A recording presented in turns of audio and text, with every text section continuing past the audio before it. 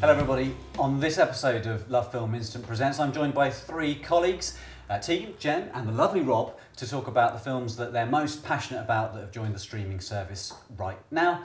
And Rob, we'll start with you and your first selection, which is... Well, two actually. Kill Bill Part 1 and 2. We have them on the service and very pleased that they're there. Tarantino, arguably one of his best works, follows Uma Thurman's character, the bride, who's an ex-assassin who goes around having to take out her ex-colleagues. Very different feel to both volumes. Definitely, definitely. I'd say the first one, it's much more actiony, and then the second one slows the pace right down, and you find out a lot more about the story, kind of what's going on, why she's doing what she's doing, and what happened before. So from Uma in Kill Bill and one kick-ass heroine to another kick-ass heroine, Tegan, and your choice, which is... Kick-ass. Perfect. It's a dark comic book tale about a superhero wannabe who creates this character called Kick-Ass.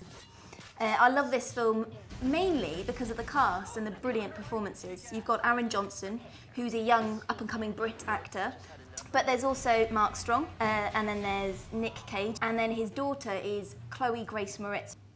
Nicolas Cage, does he overact in this at all? Absolutely not. Well, I think that this is the role that actually made me decide that I do actually like him. There we go. No, you don't get much more of an endorsement He'll be thrilled. than that. Yeah. And to round out this kick-ass heroine section, Jen, your choice or choices, which is Scream 1, 2 and 3. Yes, Wes Craven's comic horror parodies. In true Godfather style, I'm going to go for the second one, the sequel, as my favourite. Why particularly?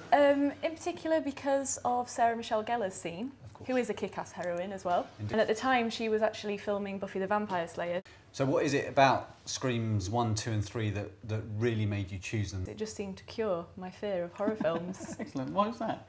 Just because of the comedy element. I think Wes Craven pulls that off brilliantly. And alongside Sarah Michelle Gellar, some big names in the Scream movies, Neve Campbell, Drew Barrymore. Plus, it brought together one of the powerhouse Hollywood couples of Courtney Cox and David Arquette, who I know are no longer together as a married couple, but they still remain best friends, which is a wonderful example.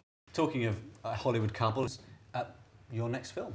It's complicated. Good quality rom-coms don't come along very often, and this one is great. It's got a brilliant cast. The three lead actors are Meryl Streep, Alec Baldwin and Steve Martin.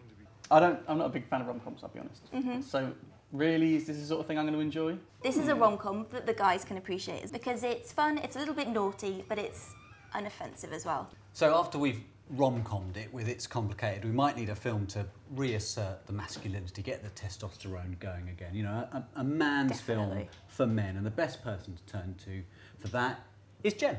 Of course. What have you got for us, Jen? Well, I'm going to talk about Green Zone, which is on the service at the moment. Okay. It's basically Paul Greengrass, director, and Matt Damon teaming up once again. They worked on 2 out of the 3 Bourne films, and this film is about the existence of WMDs in Iraq. Okay, so those two, this sort of movie, is this not just Born in Baghdad? Well, there's elements of Bourne there, obviously. Paul Greengrass has got a very distinctive style. He, you know, handheld camera, fast-paced action.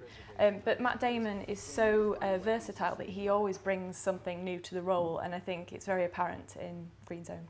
So Brendan Gleeson, always good value, and he's in a supporting role in Green Zone, but a lead role, Rob, in your next film, which is? It's The Guard. It's a very, very funny film.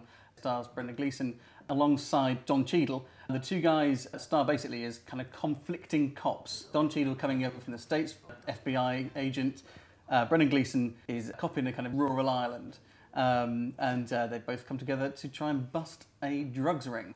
So another dark comedy starring Brendan Gleeson and a bit of a hidden gem, The Guard, as is Tegan, your next movie. The Station Agent. It's about a dwarf who is fed up of the sneers and the stares he gets, and so when he inherits this tiny, disused train station in rural New Jersey, the local community pretty much force their friendship on him. So, a good cast, again.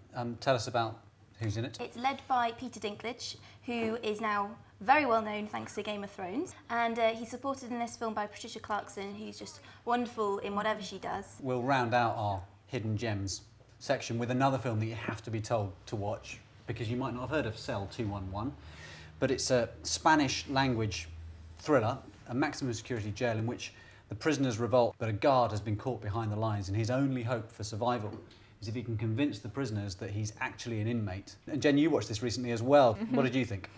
I thought it was absolutely fantastic, and it speaks for itself that the film is already being remade by Hollywood. So here's your chance to watch the original. What I loved about it is you don't know who's in it. That can't be said for our final film, Rob, Tinker Tailor Soldier Spy, where you know everyone. Yeah, anybody you've ever seen acting in Britain pretty much in the last 10, 15 years is in it. It is an intense, atmospheric pressure cooker of a film.